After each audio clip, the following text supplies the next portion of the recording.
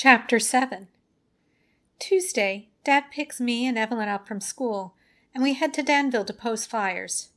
Unfortunately, Gwen and Paul had wanted to come as well, so the car is full and noisy as Gwen chatters away about every minute detail of her day. We're on a tight schedule.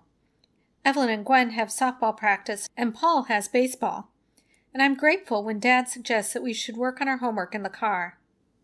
Dad plugs in his phone into the car's audio adapter and instructs me to play his classical music mix.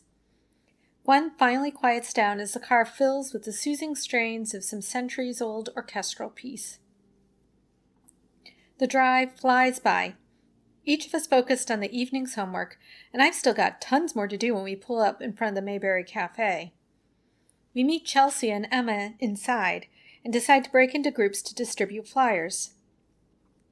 Emma and Chelsea are going to drive over to the grocery store and also hit up a few other shops and restaurants while they're over that way.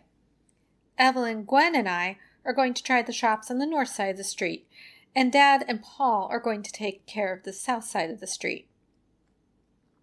Danville's downtown area isn't much to write home about, so in no time at all we've covered the few stores, the bakery, and the tailor, and we've also taped a few to the light posts that line the road. Once that's done, we meet back up and agree to drive around the town, searching for other possible public spaces where we might be able to post the flyers. We find a library and historic center, but still have lots of flyers left. Finally, we decide to drive near the field where the plane went down and leave flyers in the mailboxes of the homes in the area. One way or another, this has to turn up a few beads. Now, we wait. For the first few days, I had a hard time leaving the phone because I kept hoping that someone would call. When I came home from school each day, the first thing I did was run and check for voicemail messages, then jump on the computer to check for email. Now it's Friday, and I still haven't heard a word. Evelyn and I are hanging out at my house, playing pool in the basement, with the cordless phone just a few feet away on the end table. I'm just lining up a shot that I'm quite confident is going to be the most amazing shot ever when the phone rings. I nearly jump out of my skin and whiff the side of the white ball, sending it careening into Evelyn's 11 ball, which sails across the table straight into the pocket. Great. Funny, I've been waiting for the phone to ring all week, and now that when it finally does, I find myself staring at it as if it might be an alien, or perhaps a poisonous snake. Evelyn finally walks over to the table and snatches up the phone, and intones, "Robert's residence." Her eyes widen. "Caitlin? Why, yes, she's right here. Just a moment." She presses her palm into the mouthpiece and gives a little squeal. "It's for you! Do you think it could be?" "I don't know." I nervously cut her off. I grab the phone from her hand. "Hello?" I say in a small voice that doesn't sound like my own. "Hi, Caitlin, it's Natalie, from your dad's office." My shoulders slouch in disappointment. Natalie continues. "I just wanted to call and see if you've heard anything yet from those flyers you posted." "No," I say, disappointment lacing my voice. "We put them up on Tuesday, and we still haven't gotten a single call." Well, let's see, what else can we do?" I can envision Natalie tapping her fingers on her chin the way she did several times when we were designing the flyer. Then, after an awkward moment of silence, she says, "Have you prayed?" "What?" I'm a bit taken aback. This is the best she can do? No, not since you did on Friday." "I'll tell you what. You pray about it, and I'll pray about it, and we'll see if that gets us anywhere. Okay?" Okay, sure. Yeah, right. Thanks." "No problem. I'll talk to you soon, okay? Call me if you hear anything." I assure her that I will, and roll my eyes as I press the end button. I turn to Evelyn. "That was Natalie. She's the one from my dad's office that designed the flyer. Her brilliant suggestion is that we should pray." I pick up my poll cue and wait for Evelyn to resume the game, but she just leans on her cue and raises her eyebrows at me. "What?" I question, slightly irritated. "I can't believe I didn't think of it before. Duh. Ev, you can't be serious. Okay, fine. Dear God, please help us find a bead. Amen. I quickly crossed myself and turned back to the pool table. Oh, come on, Kate. You can't be that jaded. I think a little respect might be nice for starters. Dear God, she mimics in a funny voice, making it clear what she thinks of my little prayer.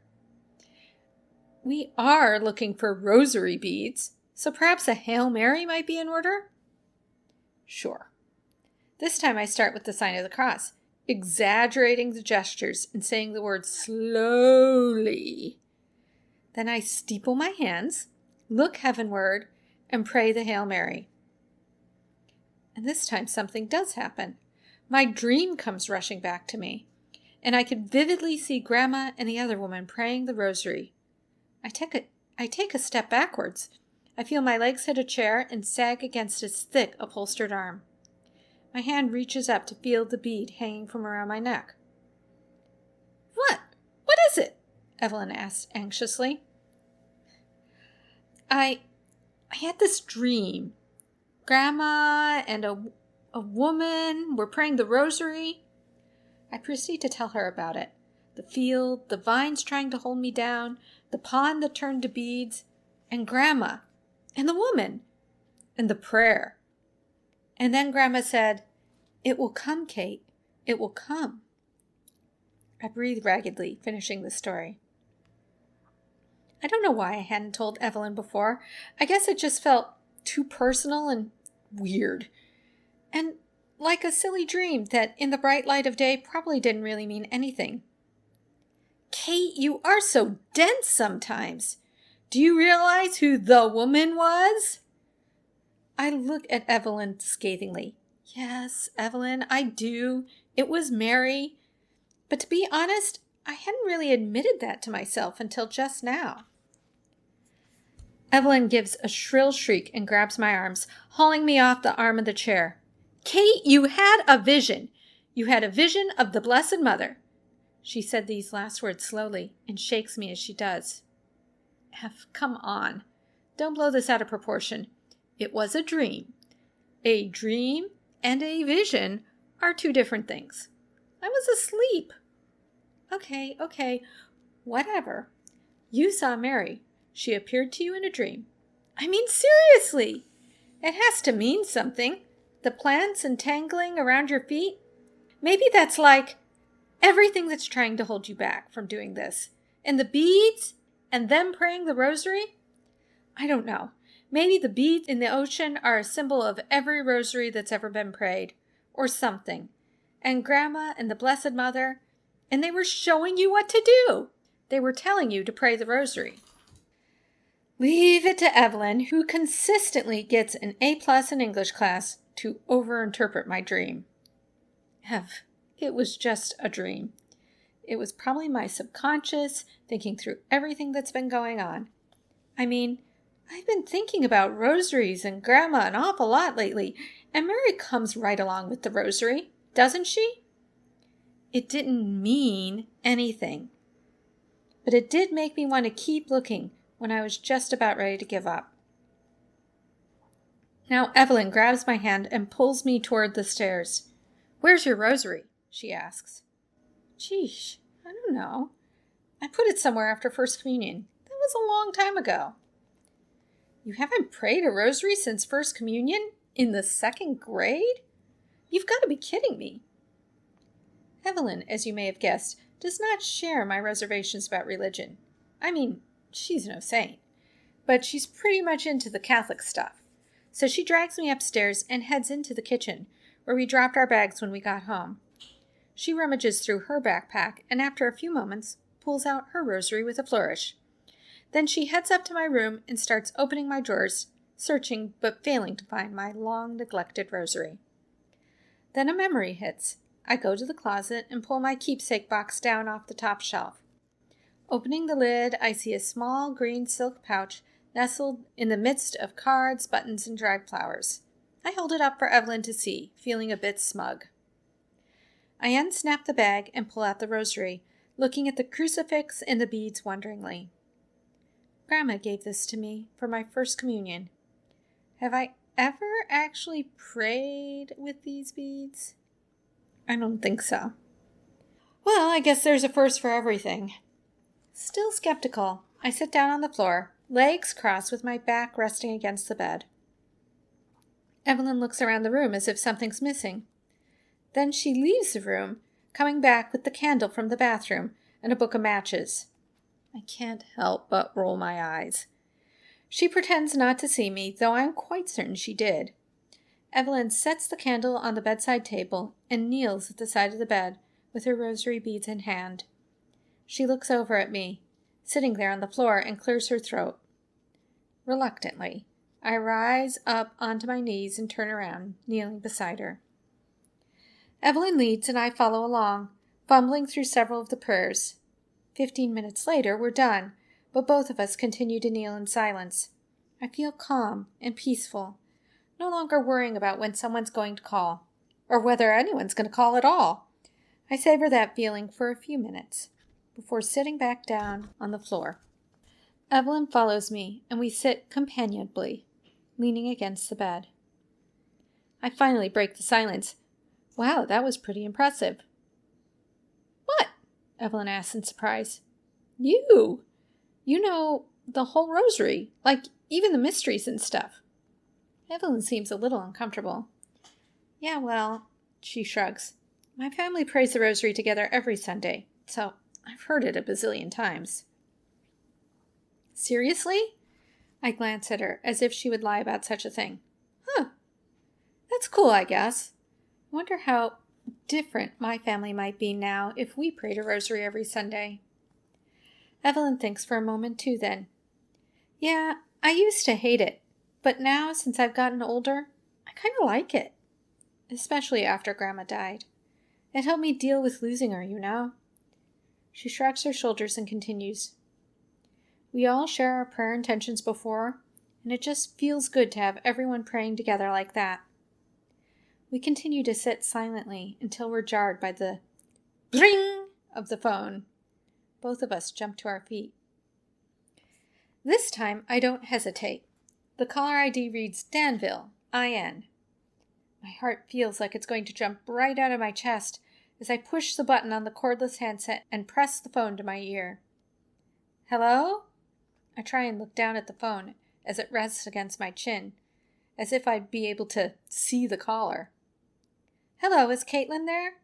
A man asks in a jovial voice that carries the slight twang of rural Indiana. I jump up and down and grab hold of Evelyn's hand. Yes, this is Kate. Oh, great. Well, my name's Roger Billings.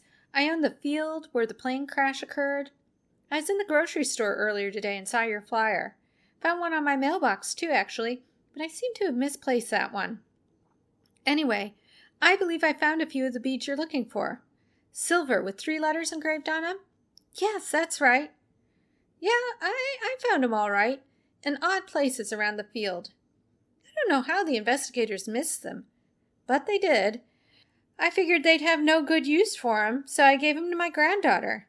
She's just a little thing, 4 years old, and she loves anything shiny or sparkly, so I thought she'd really get a kick out of 'em. Plus, her initials match one of the beads. HLL, for Hannah Lynn Layton. I thought that was pretty special. Huh, I say in a surprised laugh. Another bead found, and another person with matching initials. Only I can't think of anyone in our family who has the initials HLL. I frown in concentration, and Evelyn is trying to figure out what's going on. I grab a piece of paper and jot it down. HLL? Then look expectantly at my cousin. Evelyn purses her lips, thinks for a moment, and gives a little jump, and folds her arms together as if she were holding a baby. That's it. It's one of the babies Grandma lost. Mr. Rogers has continued to talk, and I've totally missed everything he said. I tune back in, trying to pick up on what I've missed, but no such luck. Yep, so that's it. That's all I know. He wraps up his end of the conversation. So, Mr. Billings, would it be possible for us to get the beads back from Hannah? Well, hon, like I said, they live down in Florida, so that's easier said than done. And, well, I gotta tell you, my daughter, Well, she seems to feel that the beads have some sort of, he chuckles, sounding a bit embarrassed, but I know what's coming. Well, this is going to sound crazy, but she thinks they've got some sort of power. I think my eyes are going to pop out of my head. Mr. Billings, can we come talk with you? I really want to hear more about this. I have to see if my dad can take me and my cousin out there, but if he can, will you be able to meet us tomorrow? As we end the conversation and I hang up the phone, I realize that my rosary beads are still entwined around my hand and stare at them in wonder. Was this just a coincidence, or did our prayer actually work? Evelyn and I lock gazes. From the look on her face, I know that she believes the phone call was the direct result of prayer.